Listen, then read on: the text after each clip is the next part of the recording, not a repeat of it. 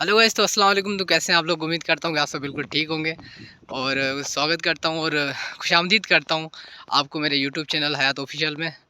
और आज हम व्लॉग बना रहे हैं। तो आज मैं आपको ऐसी जगह दिखाऊंगा जहाँ पे मैंने अपनी ज़िंदगी की हर चीज़ खो दी।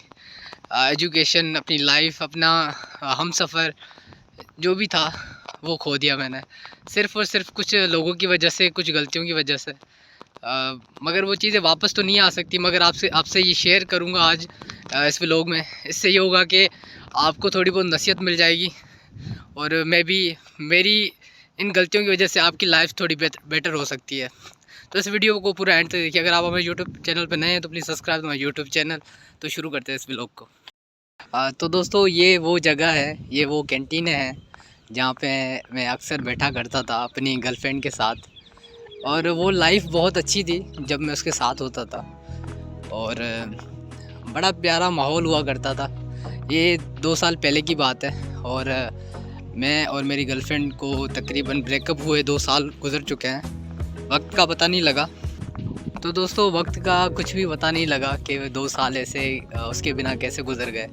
अ, जो जब हमारा ब्रेकअप हुआ था, तब जो था मैं बहुत डिप्रेशन में चला गया था। डिप्रेशन में यूँ चला गया था कि मेरे दिल के करीब थी वो। और हम निकाह करने वाले थे, मगर कुछ गलतियों की वजह से हमारा वो सेटअप बन नहीं पाया। असल में वो मतलब यूँ समझ, जिस थॉट से वो बिलोंग करती थी उस थॉट से मेरी थॉट मिलती नहीं थी। तो इस वजह से हमारे झगड़े होते रहते थे लाइफ में बहुत। और दूसरी बात ये कि वो ओपन माइंडेड थी, उसके मेल फ्रेंड बहुत हुआ करते थे। तो मेल फ्रेंड मुझे मतलब वो अज़ियत पहुंचाते थे, क्योंकि मैं पॉजिटिव था बहुत अपने रिलेशन को लेके। जब मुझे मालूम पड़ा कि उनके जो हैं बहुत सारे मेल फ्रेंड हैं, तब मुझे बहुत गुस्सा आता था। और मैं इस बात पे हर दिन, हर रात को जब हमारी बात होती थी, जब भी हम साथ होते थे, तो नॉर्मली हमारी बात नहीं होती थी, सिर्फ़ और सिर्फ झगड़े ही होते थे इस बात पे कि यार तुम अपने जो मेल फ्रेंड हैं उनसे दूरी बना के रखो, उनसे बात कम किया करो, इतना फ्री मत रहा करो। तो मैं अपने रिलेशन को लेके और उसको लेके बहुत पॉजिटिव था। तो ये सीन हो गया था कि मैं बहुत ज़्यादा पॉजिटिव हो चुका था। और मुझे मालूम नहीं था कि कब हमारे जो हम इतने नज़दीक थे एक दूसरे के, कब हमारे बीच दूरियां पड़ गई, कब हमारे बीच इतनी, मतलब मैं क्या बताऊं कि क्या होता है कि उस टाइम ऐसा माहौल हो गया था कि मैं उससे जब भी बात करता था सिर्फ़ और सिर्फ यूँ होता था कि हमारे बीच में झगड़े हो जाते थे। मगर कभी कभी झुकता भी था, कभी वो झुकती थी, कभी मैं झुकता था अपने रिलेशन को बचाने के लिए, मगर कुछ हो नहीं पाया। तो इन द लास्ट में ये हुआ कि हमारा ब्रेकअप हो गया था। और मैंने काफ़ी मनाने की कोशिश की, मगर ये था कि जो अल्लाह के तरफ से होता है वही होके रहता है, तो उसमें हम कुछ भी नहीं कर पाते। तो इस वजह से मैं बहुत डिप्रेशन में चला गया था। जब डिप्रेशन में गया तो मैंने अपनी जो एजुकेशन थी, मैं 3rd ईयर में पढ़ रहा था, मेरा फाइनल ईयर चल रहा था, होने वाला था, तो मैंने यूनिवर्सिटी को लेफ़्ट कर दिया। तो फिर मेरे वालिद साहब को पैरालाइज़ का अटैक आ गया। तो इस वजह से मैं बहुत और भी डिप्रेशन में चला गया फैमिली को लेके। तो जब मेरे वालिद साहब को पैरालाइज़ का अटैक हो गया तो मैं बहुत ख़ुद को अकेला फ़ील करने लग गया था। मेरे जो फ्रेंड्स थे, मतलब यूँ समझो कि एक तरफ मैं अकेला हो गया था, जिसका साथ था ज़िंदगी भर का, वो हमसफ़र भी मुझसे दूर हो चुका था। और जब बुरा वक्त आता है तो इंसान पे तो कोई करीब नहीं होता, चाहे वो अपने हों या गैर हों, सब दूरी बना के रखते हैं कि कहीं मुझसे पैसे ना मांग ले या कोई हेल्प ना मांग ले। तो इस वजह से मेरे दोस्त भी मुझसे दूर हो गए थे, और मेरे अपने भी मुझसे दूर हो गए थे जिन पे भरोसा था।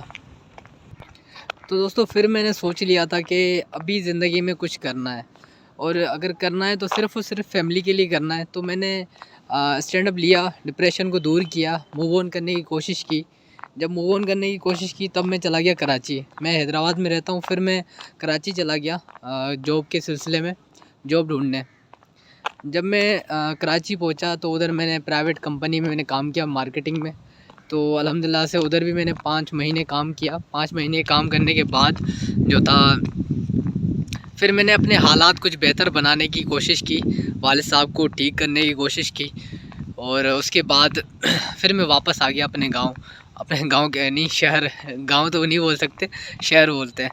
तो हम हैदराबाद वापस फिर से आ गए। फिर से हमने अपनी जॉब छोड़ दी। फिर जब मैं 6 महीने काम करके आया तो इससे ये होगा कि मुझे मूव ऑन करने में कोशिश आ, हो गई थी मेरी, और मैं बिल्कुल बेटर फील कर रहा था कि अभी कुछ लाइफ में कुछ बनना है, कुछ करना है। तो मैंने फिर TCS कंपनी ज्वाइन कर ली। फिर मैं अल्हम्दुलिल्लाह से अभी मुझे 2 साल कंप्लीट होने वाले हैं TCS कंपनी में। और ये है कि अभी ज़िंदगी में ये सिर्फ है कि फैमिली के लिए कुछ करना है और अपने लिए कुछ करना है। अगर कोई बुरे वक्त में है तो उसकी मदद करनी है। बस ज़िंदगी में ये सीखा है कि जब भी कोई आपको छोड़ के चला जाता है तो वो आपके या काबिल नहीं होता, या आप उसके लिए काबिल नहीं होते, या फिर अल्लाह ताला की जो मर्ज़ी होती है उसके ख़िलाफ़ हम जा नहीं सकते। तो ये थी मेरी छोटी मोटी स्टोरी। और हालात ख़राब होने की वजह से मैंने अपनी यूनिवर्सिटी भी छोड़ दी थी। अभी सोच रहा हूँ कि स्टार्टअप ले लूँ यूनिवर्सिटी का, मगर सोचता हूँ कि टाइम तो मिलता नहीं है, और नाइट शिफ्ट में मैं काम करता हूँ और दिन को सोता रहता हूँ। तो मैं स्टडी कब करूँगा और स्टडी को टाइम कैसे दे पाऊँगा, और अगर जॉब छोड़ूंगा तो हालात बुरे हो जाएंगे। तो बस ये है कि थोड़ी जुस्तजू में है कि कुछ बन जाए, कि बस आप लोगों की सपोर्ट चाहिए यूट्यूब पे, और आपका प्यार बने रहेगा तो इंशाल्लाह हम यूट्यूब पे आपके लिए कुछ बेहतर अपलोडिंग करते रहेंगे। तो आज का व्लॉग इधर ही ख़त्म करते हैं क्योंकि बहुत लंबा हो जाएगा। तो मिलते हैं अगले व्लॉग के साथ, अगली वीडियो के साथ। अल्लाह ने के बाद।